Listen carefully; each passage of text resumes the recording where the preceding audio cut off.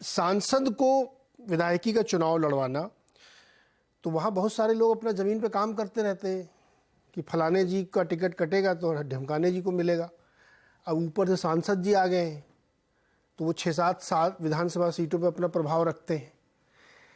ये एक प्रयोग हो सकता है ये हाईली सक्सेसफुल हो, लेकिन सामान्य से लगता है कि बहुत दिक्कत हो सकती है आगे। जी, मुझे तो ये लगता है कि वश चले और एक दिमाग में आए तो प्रधानमंत्री मोदी भी खुद विधानसभा का चुनाव।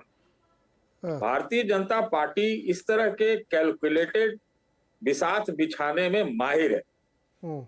किसने सोचा था कि हैदराबाद के म्युनिसिपल चुनाव में बीजेपी के राष्ट्रीय अध्यक्ष जाकर के रोड शो।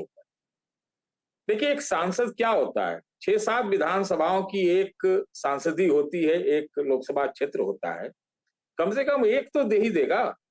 और इसी के साथ जो राजस्थान का सवाल है, वो ऐसा स्टेट है इस बार जिसमें भारतीय जनता पार्टी को लिए सबसे ज्यादा चांस है। जो पांचों का अगर आप कंपैरिजन करें तो कांग्रेस ने भी इसको, जो इस विधानसभा चुनाव है, इसको इन्होंने फाइनल बना लिया। भले ही भारतीय जनता पार्टी सेमीफाइनल बना रही हो, लेकिन राजस्थान में उनका चांस है। तो वो ऐसा कोई चांस नहीं लेना चाहते कि जिसमें उनकी संख्या इधर उधर रहे।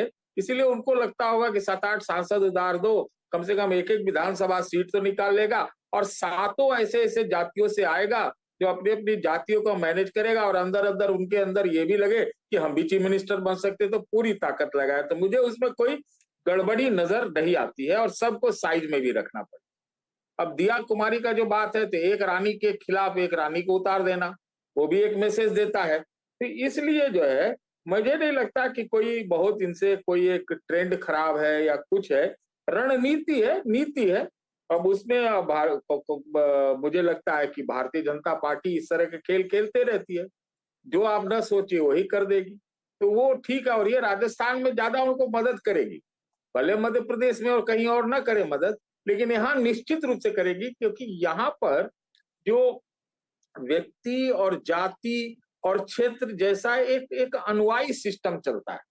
तो उस आधार में अगर हम देखेंगे तो ये रणनीति खराब नहीं है। भले ही वहां का चुनाव अभी भी मैं कहूंगा 50-50% है, क्योंकि ऐसा लग रहा है कि कांग्रेस पार्टी जो है, एक पहली बार लगता है राजस्थान में, पहली बार मैं कहूंगा एकदम चुनाव लड़ती हुई नजर आ रही है। उनके पास कुछ गिनाने के लिए है, उनके अंदरूनी कलह भी थोड़े बहुत कम हुए हैं।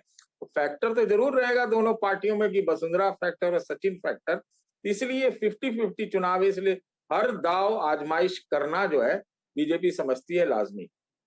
विजय जी, क्या ये राहुल गांधी ने कहा कि हम जातीय जनगणना पे फोकस करेंगे और ये सब मामला लेके आएंगे, तो वो वाला भी है। लेकिन मुझे आपसे, उससे पहले मुझे आपसे एक दूसरा सवाल पूछना है, जाति वाला बाद में। सर, दिया कुमारी और वसुंधरा जी के संबंध कैसे हैं सर?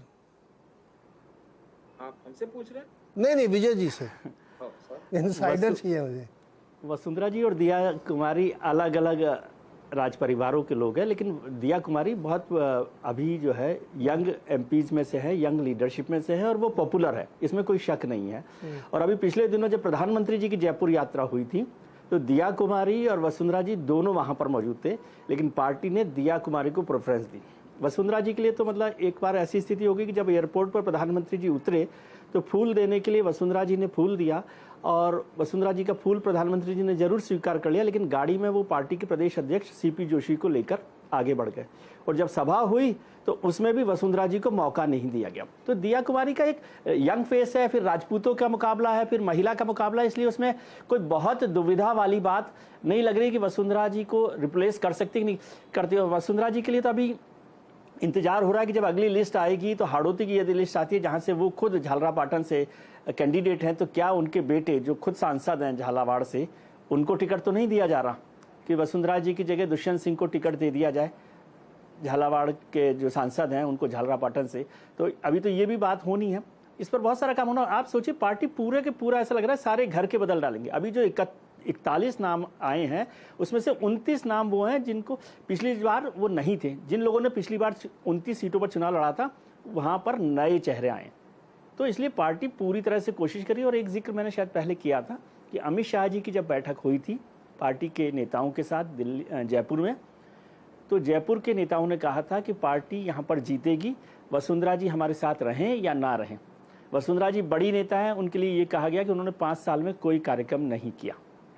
ये भी एक बड़ा कारण बताया गया और पार्टी ने तय किया कि जिन लोगों ने, एक पूरी रिपोर्ट बनाई गई कि पिछले 5 साल में जो जो सरकार के खिलाफ काम होना था, प्रदर्शन होना था, धरना होना था, जेल जाना था, उसमें किन किन लोगों ने हिस्सा लिया। उसमें वसुंधरा जी का नाम एक भी जगह नहीं है। तो ये भी एक बड़ा कारण बना कि आप बड़े नेता कितने भी हों लेकिन पार्टी के लिए अगर काम नहीं कर रहे, इसलिए बहुत सारे चेहरों के नाम इसमें आए हैं। जैसे पूर्व प्रदेश अध्यक्ष हैं सतीश पूनिया, वो उनको टिकट मिल जाएगा, अभी टिकट नहीं मिला है लेकिन मुझे संभावना है कि 90% उनको टिकट मिल जाएगा। वो पूरी तरह से एक्टिव रहे हैं, वो विधानसभा में उपनेता भी रहे, तो इसलिए वो पार्टी कोशिश कर रही है कि हर हालत में जीते। और मैं इतना कह सकता हूँ कि 5 राज्यों के चुनाव हो रहे हैं, उसमें अगर सबसे ज़्यादा चांसेज भारतीय जनता पार्टी की कहीं जीतने के हैं तो राजस्थान में है। मतलब 80% चांस आप मान के चलिए, 50-50% का इलेक्शन नहीं है, 80% चांसेज हैं कि राजस्थान में भारतीय जनता पार्टी वहां जीत जाए। वैसे भी राजस्थान में भारतीय जनता पार्टी बड़ा गढ़, जयपुर राजस्थान का सबसे बड़ा बीजेपी का गढ़ माना जाता है। वहाँ 19 सीटें, 18-19 सीटें हैं जयपुर ग्रामीण और जयपुर शहर में, उसमें 14 उम्मीदवार बदल रही है पार्टी, 14 उम्मीदवार बदल रही है। आप सोच लीजिए कि कितना बड़ा बदलाव, जबकि जयपुर को ऐसा माना जाता है कि जिसको खड़ा कर दें उसमें से काफी लोग जीत सकते हैं, उसके बाद भी 14 उम्मीदवार। विजय जी, ये हमारे जो तो पार्टी ने तय मार्केट के लोग हैं ना विजय जी, हमारे मार्केट के लोग भी राजस्थान पे नजर गड़ा बैठे हैं। आज मेरी किसी से बहुत सीनियर से बात हो रही थी तो उन्होंने कहा भाई मेरी नज़र तो राजस्थान पे है, उधर का तो चाहिए ही चाहिए हमको हर हालत में। छत्तीसगढ़ तो गिवन है कि चाहे जो भी हो जाए। तो यह बात आपने सही की कि राजस्थान किसी भी हालत में बीजेपी को जीतना पड़ेगा, क्योंकि मार्केट के लोग उसी को देख रहे ज़्यादातर। एक चीज़ और बताइए आप, ये जो पूरे घर के बदल डालूंगे, 14 सीटें बदल रहे हैं राजस्थान की, तो ये खलबली नहीं पैदा करेगी? अब मान लो ये वाला प्रयोग मैसिवली सफल होता है कि जो जीत गए, सरकार बन गई, तो जो लोकसभा आएगा उसमें सबके अंदर ये आएगा कि भाई अब की बार तो बड़ा बदलाव होने वाला है। खलबली होगी, बहुत खलबली होगी कि नहीं होगी? नहीं, खलबली चल रही है, इस समय बड़ी मुश्किल हो रही है। अभी जो राजस्थान के प्रभारी हैं अरुण सिंह जी, वो नरपत सिंह राजवी के साथ 30 मिनट तक उन्होंने मुलाकात की, अलग से मुलाकात की है। दिया कुमारी ने खास तौर से कहा है नरपत जी को कि आप हमारे साथ खड़े हों। और जो विपक्ष में नेता है राजेंद्र सिंह राठौड़, वो टोंक उनियारा गए, वो विजय बैसला वहाँ पर खड़े हुए, जो गुर्जर आंदोलन के नेता थे किशोर, उनके बेटे विजय बैसला को खड़ा किया उनियारा सीट से। उनियारा देवली सीट है टोंक की, तो वहां पर भी बहुत विरोध हो रहा है। तो राजेंद्र राठौड़ को वहां भेजा गया है, अरुण सिंह नरपत सिंह राजवी से मिले और तमाम लोग अलग अलग कोशिश कर। और आप सोचिए, प्रदेश के संगठन महामंत्री, संजय जी भी जानते होंगे, आप भी समझते हैं कि संगठन महामंत्री एक बड़ा ताकतवर सीट होती है। उन्होंने जिस कैंडिडेट का मैं नाम का जिक्र नहीं करा, उन्होंने जयपुर में जिस कैंडिडेट का समर्थन किया या नाम अपनी तरफ से प्रपोज किया, उनको भी टिकट नहीं दिया गया है। तो पार्टी इसमें किसी के साथ वो नहीं कर रही। अमित शाह साहब को आप जानते ही हैं कि वो देखते हैं कि 100% संभावना किसको लेकर बन सकती है, उस पर काम किया जाए। रिश्तेदारी, पार्टी का पद, पार्टी के कितने बड़े आदमी आप हैं, नेता हैं, सांसद हैं, नहीं है। और इसमें से बहुत सारे सांसद शायद नहीं चाहते थे कि वो चुनाव लड़ें।